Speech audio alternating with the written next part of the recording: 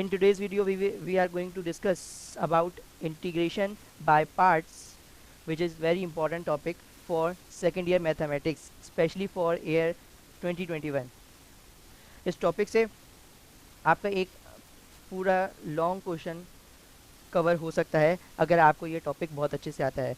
तो बिना टाइम से किए बिना हम टॉपिक स्टार्ट करते हैं। टॉपिक का नाम है इंटीग्रेशन बाय पार्ट्स। अच्छा, अब इंटीग्रेशन बाय पार्ट्स क्या होता है? तो इंटीग्रेशन बाय पार्ट्स बेसिकली एक इंटीग्रेशन का ही हिस्सा है। उसमें आप पार्ट्स कर लेते हो। कोई भी आपको क्वेश्चन दिया हुआ है उसको आप u और v में आप डिवाइड कर देते हो, ठीक है।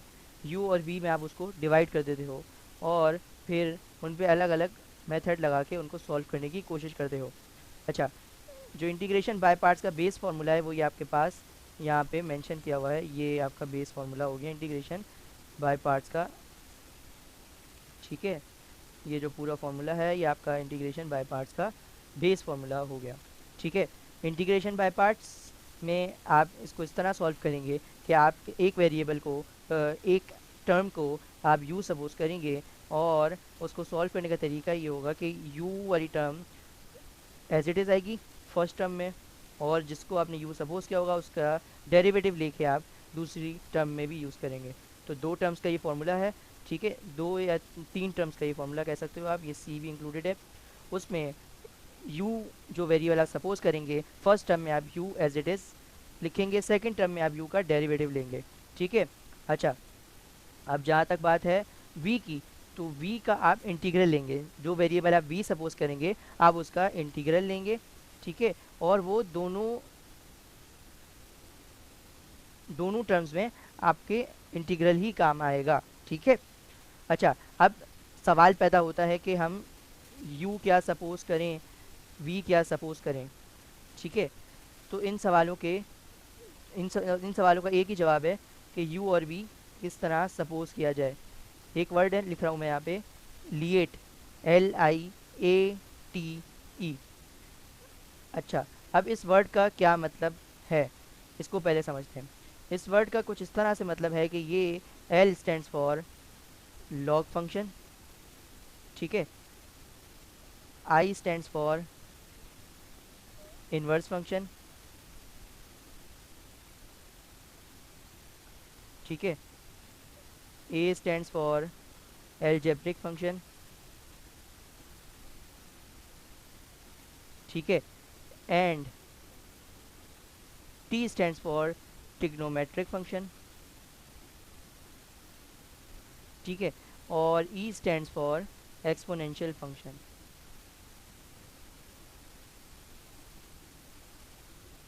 ठीक है। तो ये वर्ड है लिएट। अब ये वर्ड लिएट से क्या मुराद है, इससे u v कैसे पता चले?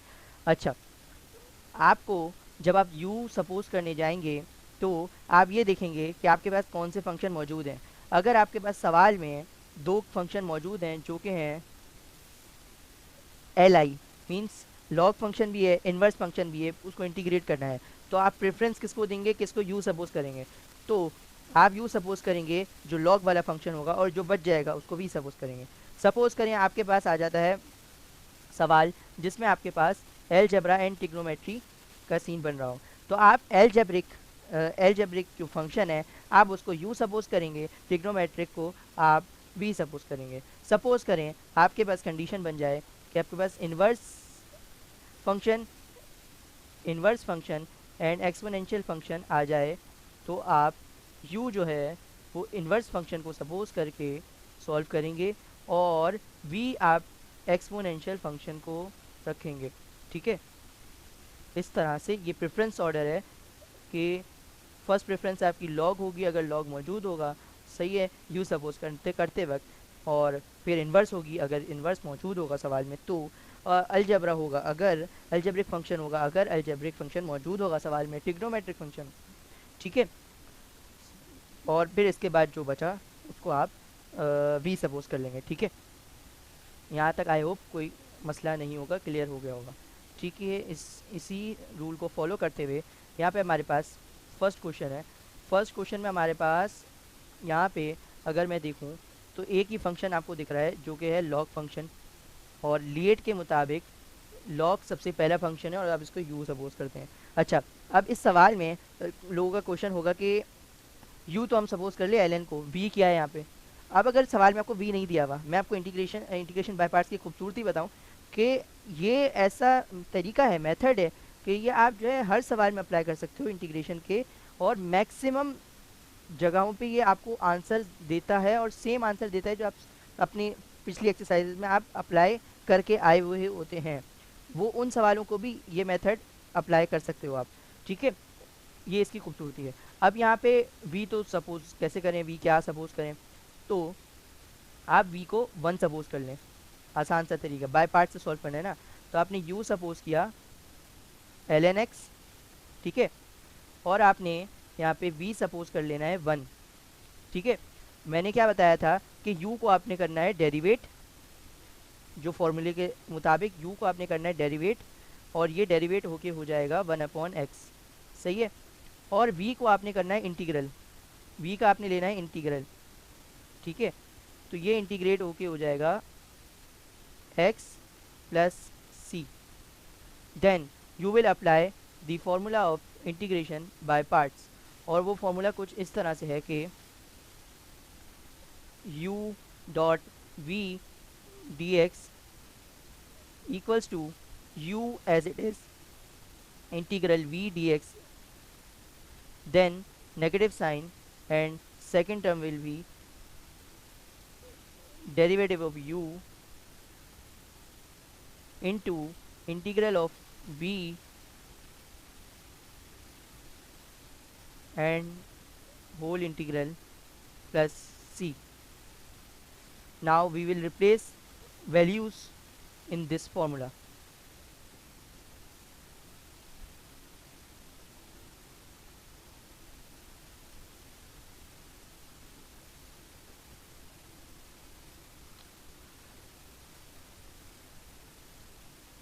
Now in place of u we will write ln x, and in place of v we will write 1, and we don't have to show 1.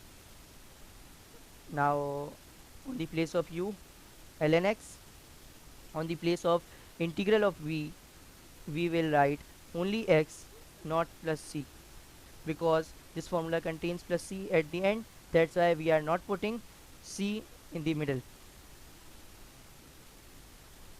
Integral then 1/x into x dx plus c. Now you can see that we can cancel this x by this x, so it will become x ln x negative sign as it is, and integral of dx only will be equals to x plus c. So it is our answer.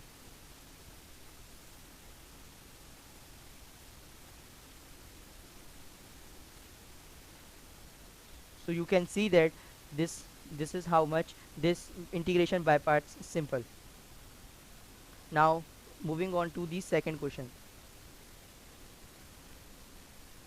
अच्छा, second question यहाँ पे हमें क्या कह रहा है, second question कह रहा है कि हमारे पास एक एल्जेब्रिक फंक्शन है और एक इनवर्स फंक्शन है।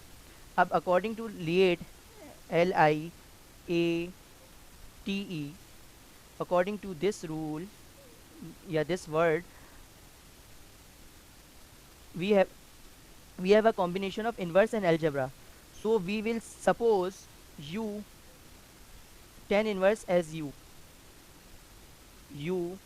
equals to tan inverse x,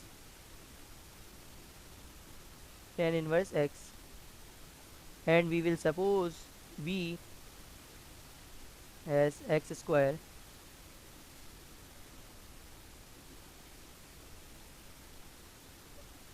ये क्वेश्चन थोड़ा सा हाफ लिखा हुआ है, यहाँ पे dx भी मौजूद है, इसको मैंने पूरा लिख दिया, ठीक है। अब हम क्या करेंगे कि हम इसको डेरिवेट करेंगे, now we are going to derivate this u, so it will become tan inverse. When we will derivate tan inverse, it has the formula which is equals to 1 upon 1 plus x square, and we will integrate v as well.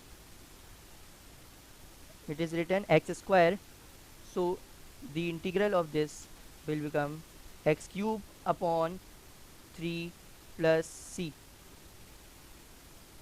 अच्छा, तो अब हमने यहाँ पे integrate भी कर दिया, derivative भी कर दिया. Now we will write the formula u dot u dot v dx equals to u as it is integral v dx minus whole integral bracket derivative of u into integral of v bracket close dx plus c.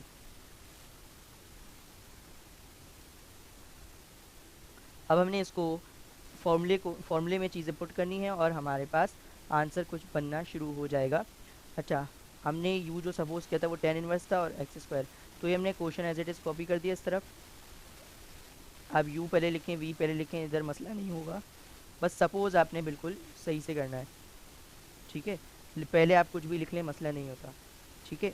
इस तरफ फॉर्मूले के आप है ना थोड़ा ध्यान रखेंगे. u पे आप लिखेंगे tan इनवर्स x,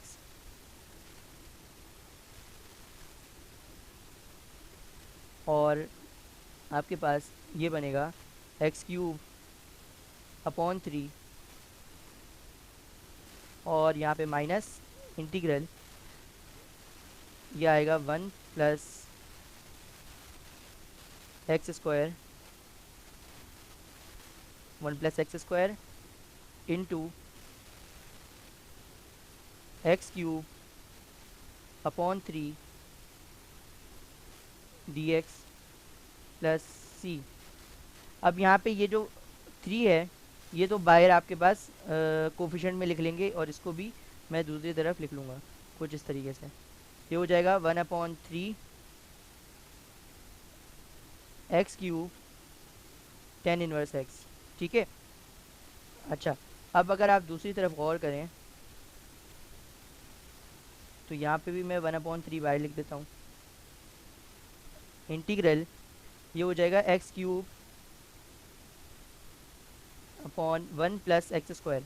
अब यहाँ पे ये इशू है कि आप इसको इंटीग्रेट नहीं कर सकते जब तक आप इसको प्रॉपर फ्रैक्शन में कन्वर्ट ना कर दो. ये जो आपके पास फ्रैक्शन लिखा हुआ है ये आपके पास है इम्प्रॉपर फ्रैक्शन.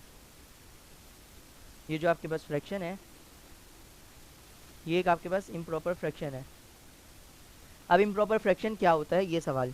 अच्छा, इम्प्रॉपर फ्रैक्शन वो फ्रैक्शन होता है, ये इम्प्रॉपर फ्रैक्शन है. इम्प्रॉपर फ्रैक्शन क्या होता है? इम्प्रॉपर फ्रैक्शन ऐसे फ्रैक्शन को बोलते हैं जिसमें आपका न्यूमरेटर की डिग्री डिनोमिनेटर की डिग्री से बड़ी हो.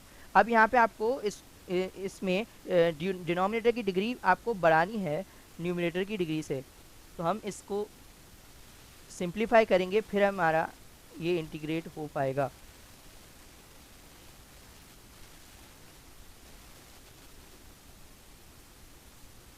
अच्छा, मैंने इसके पोर्शन बना लिया दूसरा वाला, ठीक है.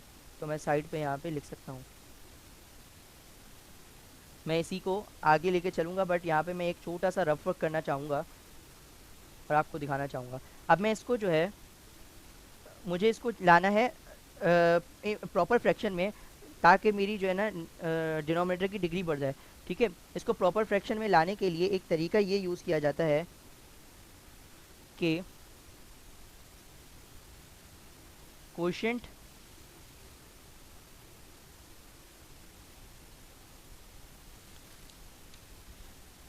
प्लस रिमाइंडर या रिमाइंडर जो आप बोलना चाहें, quotient plus reminder upon divisor. अब ये क्या लिखा हुआ है मैंने, ये मैं आपको थोड़ी देर में बताता हूँ, पहले हम जो है इसका रफ वर्क प्रॉपर पूरा ख़त्म कर लेते हैं। ठीक है, मैं इसको क्या करूँगा, ये जो फ्रैक्शन लिखा हुआ है मैं इसको डिवाइड करूँगा। कैसे? 1 अपॉन में लिखा हुआ है तो मैं, ये हो गया हमारा डिवाइज़र और ये होगा हमारा डिविडेंट, डिवाइड हो रहा है। ठीक है, मैं यहाँ पे क्वोशंट लिखता हूँ एक्स, कि मैं इसको एक्स से मल्टीप्लाई कराऊंगा तो ये बन जाएगा एक्स क्यूब प्लस एक्स, ऐसा ही है। ठीक है, मैं इसका साइन चेंज करूँगा और इनको कैंसिल आउट करा दूंगा, तो ये तो एज इट इज़ कैंसिल होगा। बट यहाँ पे ये माइनस एक्स बच गया। अब ये जो है ये है रिमाइंडर, ये जो एक्स बचा है ये है रिमाइंडर, ये आपके पास क्वोशंट, ये चीज़ क्वोशंट है एक्स जो लिखा हुआ है आपके पास, और ये है आपके पास डिवाइज़र डी एक्स। ठीक है, अब आप क्या करेंगे कि इसको इस फॉर्म में लिखेंगे, ये जो मैंने फॉर्म लिखी है ना ये वाली, इस फॉर्म में लिखेंगे। इस फॉर्म में लिखूंगा तो x reminder plus plus reminder, अब रिमाइंडर के साथ माइनस है तो मैं यहाँ पे पहले ही माइनस लगा दूंगा। रिमाइंडर क्या है x divide by 1 plus x square. अब क्या हुआ यहाँ पे देखें तो ये जो है ये तो इसका फ्रैक्शन, यहाँ पे फ्रैक्शन ही खत्म हो गया टर्म में, और इस टर्म में फ्रैक्शन है but degree of denominator greater है डिग्री ऑफ न्यूमिनेटर से, तो ये हो गया प्रॉपर फ्रैक्शन। सही है, तो मैंने इसको प्रॉपर फ्रैक्शन में कन्वर्ट कर दिया। अब मैं इस सवाल में इसको किस तरह लिखूंगा, ये मेरा सवाल लेफ्ट हैंड साइड पे कॉपी होता आ रहा है सेम। ये हो गया 1/3 x cube tan inverse x, ये एज इट इज़ रहेगी पहली टर्म टेन इनवर्स एक्स। ठीक है, माइनस 1/3 इंटीग्रल, अब यहाँ पे ब्रैकेट लगाना पड़ेगा, x minus x upon 1 plus x square d x plus c. सही है, अब अगर इसको मैं सॉल्व करना चाहूँ तो मैं इसको ब्रैकेट को ओपन कर लूँगा, ये एज इट इज़ रहेगी टर्म, ये एंड तक एज इट इज़ रहेगी, ten inverse x minus 1/3 integral x d x plus 1/3 integral x 1 plus x square d x. अब मैं यहाँ पे ये साइड वाली जो चीज़ें हैं मैं इस रफ वर्क को मिटा देता हूँ।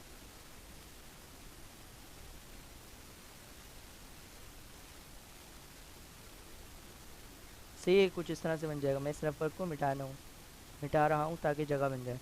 अच्छा, अब अगर आप देखें तो मुझे जो है इन सबको इंटीग्रेट करना है, इस वाली टर्म को भी इंटीग्रेट करना है, इस वाली टर्म को भी इंटीग्रेट करना है।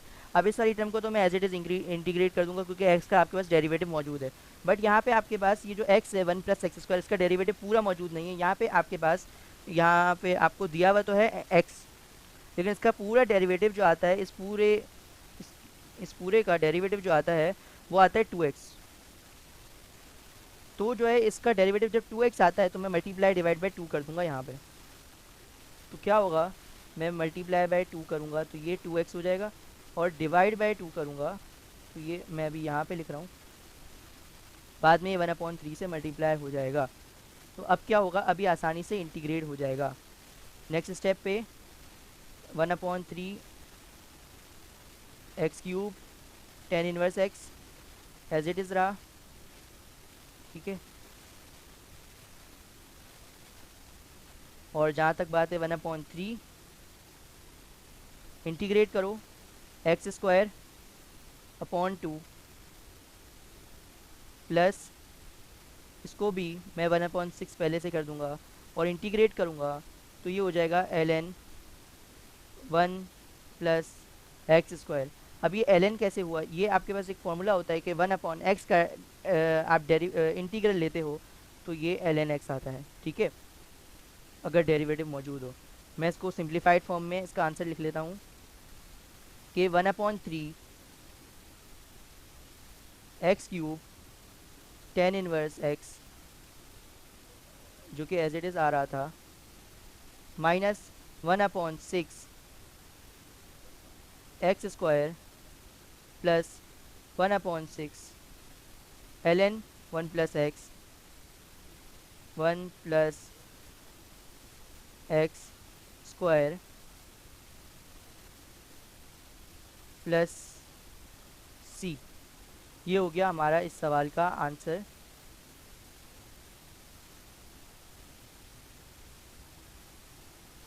ठीक है, ये हो गया हमारा इस सवाल का आंसर। सही है।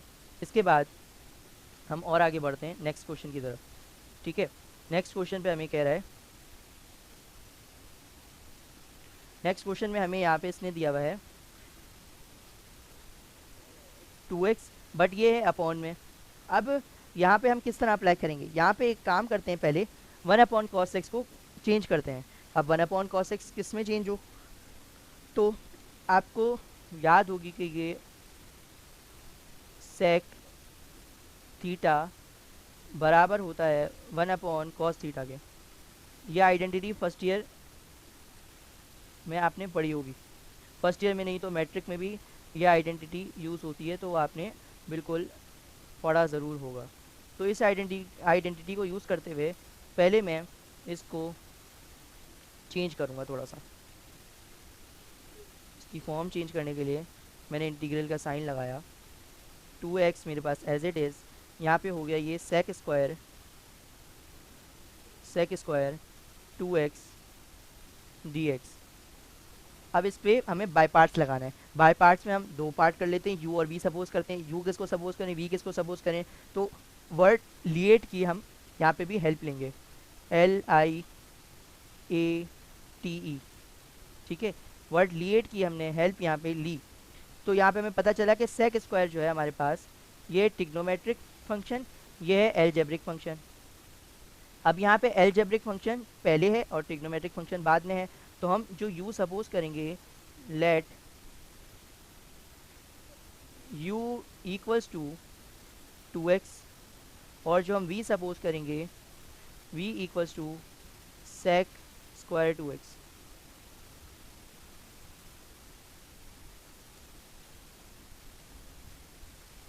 सही, हम इसको इस तरह सपोज करेंगे।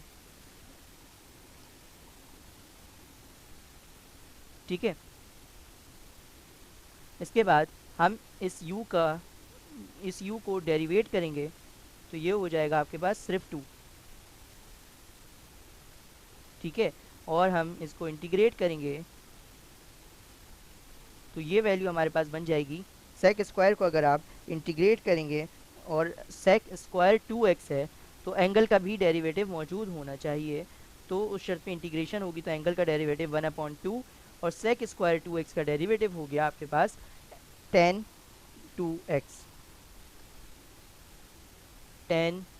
2x। अब ये जितने मैं डायरेक्ट डेरिवेटिव लिख रहा हूँ, डायरेक्ट इंटीग्रल लिख रहा हूँ, इनके बेसिकली डायरेक्ट फार्मूलाज हैं जो मैं इन पे डायरेक्ट अप्लाई कर रहा हूँ। सही है, यहाँ पे मैंने अब फार्मूला मेंशन करना है बाय पार्ट्स का।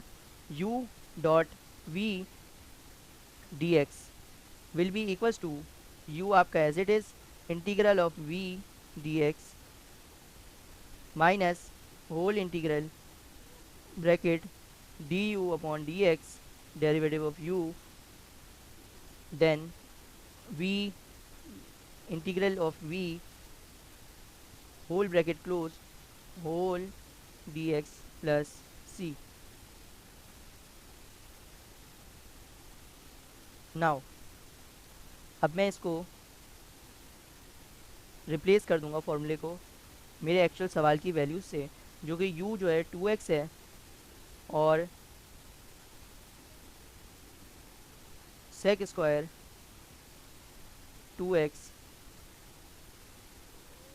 dx, ये बराबर हो जाएगा u आपका as it is 2x integral of v will be multiply by 1/2 tan 2x, negative sign as it is integral, और ये भी कुछ इस तरह से आपके पास खुल जाएगा। Tan two x plus oh sorry d x plus c, ये टू इस टू से कैंसिल, ये वाला टू इस टू से कैंसिल।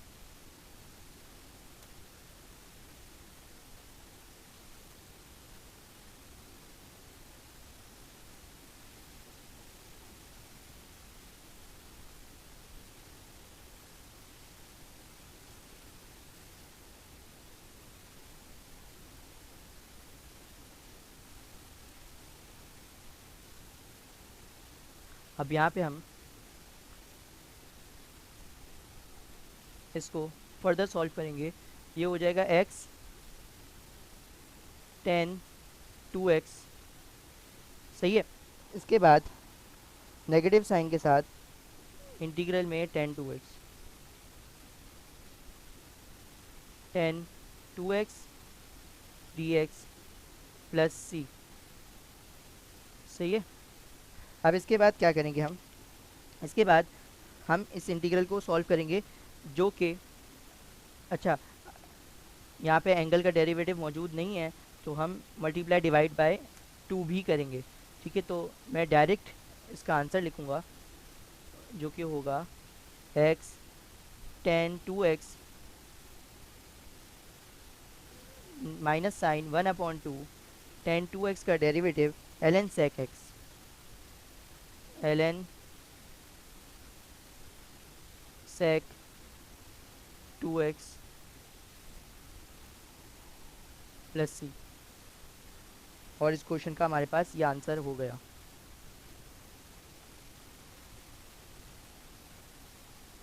ये इस क्वेश्चन का हमारे पास आंसर आ गया, ठीक है। तो ये बेसिक सा बहुत आसान सा क्वेश्चन था। अच्छा, और यहाँ पे जो लेफ़्ट साइड पे आप इस वैल्यू को वापस एज इट इज़ इस तरह बना के आप लिख लीजिएगा, वो तो आप खुद ही कर भी लेंगे, ठीक है। इस वैल्यू को ये जो सेक है इसको दोबारा कॉस स्क्वायर टू एक्स बना लो तो भी मसला नहीं है, ठीक है। और ऐसे नहीं छोड़ो तो बेहतर है, इसको इस तरह चेंज कर लेना, ठीक है। अगले क्वेश्चन की तरफ बढ़ते हैं। अगला क्वेश्चन है, अच्छा अगले क्वेश्चन को कराने से पहले मैं एक चीज़ बता दूं, यहाँ पे एक नया फार्मूला जो कि बुक में भी लिखा हुआ है वो मैं इंट्रोड्यूस करा दूं। शॉर्ट ट्रिक है बेसिकली वो, और वो बुक में भी इस तरह सवाल सॉल्व हुआ हुआ है तो हम पेपर में भी सॉल्व कर सकते हैं।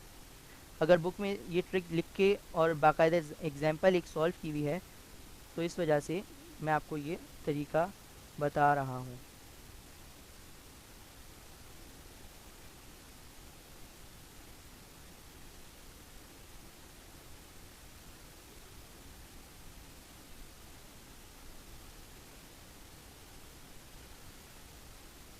अच्छा, इस सवाल को आप ना, ये मैं इस सवाल के लिए ये फॉर्मूला बता तो रहा हूँ लेकिन इसको आप बाय पार्ट्स, पुराने वाले फॉर्मूले से भी, यू डॉट वी वाले फॉर्मूले से भी जो बाय पार्ट्स में लग रहा है यू वी वाले, उस फॉर्मूले से भी आप इसको सॉल्व कर सकते हैं। कोई ज़रूरी बात नहीं है कि आप यही फॉर्मूला अप्लाई करें जो मैं अभी लिखा है स्क्रीन पे। आप इसको अपनी मर्ज़ी से आप उस फॉर्मूले से भी बिल्कुल सॉल्व कर सकते हैं कि आप यू लिएट टूल को फॉलो करते हुए यू अलग वी अलग। बट यहाँ पे बुक में आपको एक आसानी दी हुई है, इस वजह से मैं आपको इसका ये वाला तरीका बता रहा हूँ सॉल्व करने का। अच्छा, इसमें क्या कहता है कि अगर आपके पास इस तरह की कोई कंडीशन हो कि इंटीग्रेशन करनी हो जहाँ पे ई एक्स मौजूद हो और ब्रैकेट में आपके फंक्शन प्लस, सॉरी यहाँ माइनस लिख दिया मैंने, प्लस फंक्शन का डेरिवेटिव मौजूद हो, तो इंटीग्रल में आपके पास आंसर आता है ई एक्स और फंक्शन रिपीट हो जाता है, ठीक है। ये आपके पास एक इसका फॉर्मूला या शॉर्ट ट्रिक कह लें, लेकिन ये आपकी बुक में भी अप्लाई हुई है तो ये वैलिड है, ठीक है, आप अप्लाई कर सकते हैं। अच्छा, इस ट्रिक को फॉर्म करने के लिए मैं ई एक्स को बाहर ही रखूँगा और ब्रैकेट में ये इसका एलसीएम ब्रेक कर दूंगा यहाँ बीच में से, तो ये हो जाएगा one upon one plus cos x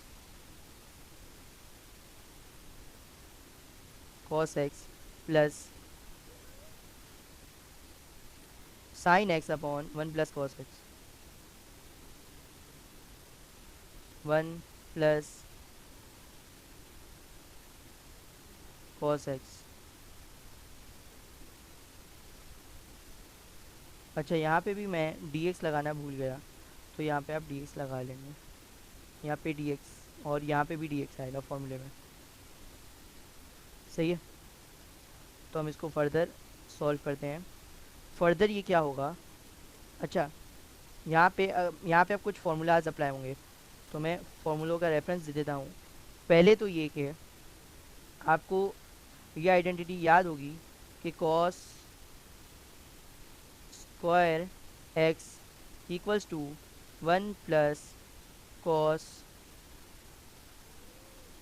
2x upon 2। ये आइडेंटिटी आपको याद होनी चाहिए, ठीक है। मैं इस आइडेंटिटी को यूज़ करके एक फॉर्मूला बना रहा हूँ। अगर मैं कहूँ कि कॉस स्क्वायर, यहाँ पे मैं x अपॉन 2 कर दूँ, ठीक है, तो ये हो जाएगा 1 प्लस कॉस, अब कॉस के बाद x की जगह पे x अपॉन 2 है, तो 2 और x अपॉन 2, तो ये प्रॉपर x हो जाएगा, ठीक है।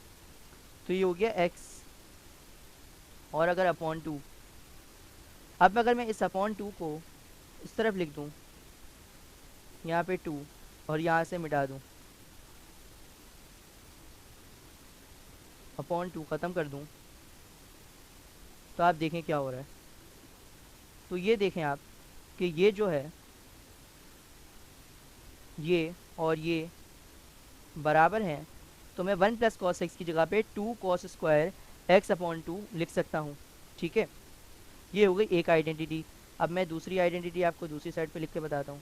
यहाँ पे हम दूसरी आइडेंटिटी क्या यूज़ करेंगे, दूसरी आइडेंटिटी कुछ इस तरह हम यूज़ करेंगे कि sine x upon 1 plus cos x आपके पास बराबर होता है ये 10x अपॉन 2 के।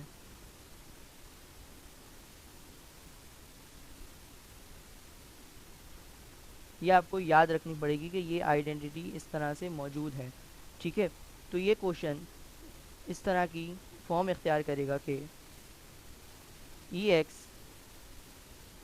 देन वी विल राइट 1 अपॉन 2 cos square x x upon 2 plus 10x upon 2।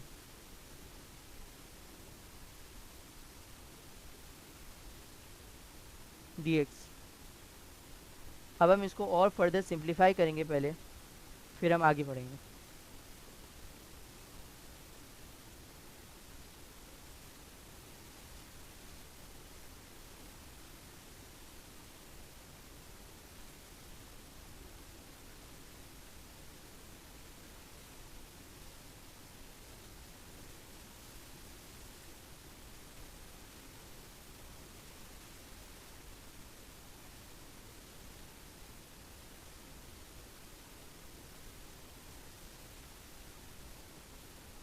यहाँ पे अगर मैं इसको फर्दर सिंप्लीफाई करके लिखना चाहूँ, तो ये हो जाएगा इंटीग्रल ई एक्स, और अगर मैं 10x अपॉन 2 को पहले लिख लूँ, ठीक है, और मैं 1 अपॉन 2 एज इट इज़ छोड़ दूँ, और 1 अपॉन कॉस को मैं चेंज कर दूँ सेक में, सेक स्क्वायर एक्स अपॉन 2, ठीक है, dx। अब आप देखें कि ये फंक्शन है 10x अपॉन 2, इसका डेरिवेटिव 10 का डेरिवेटिव सेक स्क्वायर एक्स होता है, ठीक है, 10x का डेरिवेटिव सेक स्क्वायर एक्स होता है, ठीक है। अब 10x अपॉन 2 है, तो आप जो है 10x अपॉन 2 का डेरिवेटिव लेंगे सेक स्क्वायर एक्स अपॉन 2, ठीक है। अब आप एंगल का भी डेरिवेटिव लेंगे, ठीक है, वहाँ पे एंगल का डेरिवेटिव लेते थे वो एक्स ही होता था, तो या थीटा होता था, तो वो 1 हो जाता था एग्जैक्ट। अब यहाँ पे x अपॉन 2 है, तो उसका जो डेरिवेटिव आएगा वो 1 अपॉन 2 आएगा, तो मैंने यहाँ पे 1 अपॉन 2 लिखा है, ये इसका x का डेरिवेटिव है, ठीक है। तो ये इसका कंप्लीट डेरिवेटिव हो गया फंक्शन का, 10x अपॉन 2 का कंप्लीट डेरिवेटिव। यहाँ लिख देता हूँ कंप्लीट डेरिवेटिव।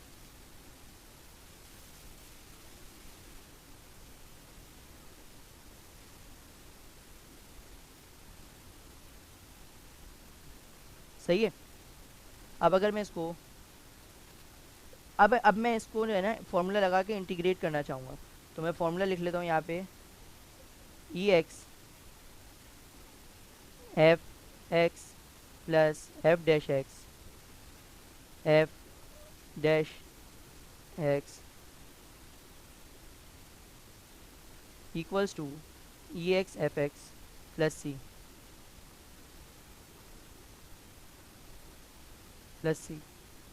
तो ये मेरे पास फॉर्मूला लग के आंसर आ जाएगा ई एक्स 10x/2 प्लस सी। तो आज की वीडियो में इतना ही, और जो भी आपको क्वेरीज हों वो आप मुझसे कमेंट्स में पूछ सकते हैं। कोई भी टॉपिक की फरमाइश कि ये टॉपिक की वीडियो बना दें तो वो भी आप कमेंट्स में कर सकते हैं। Thank you for joining. Allah हाफिज़।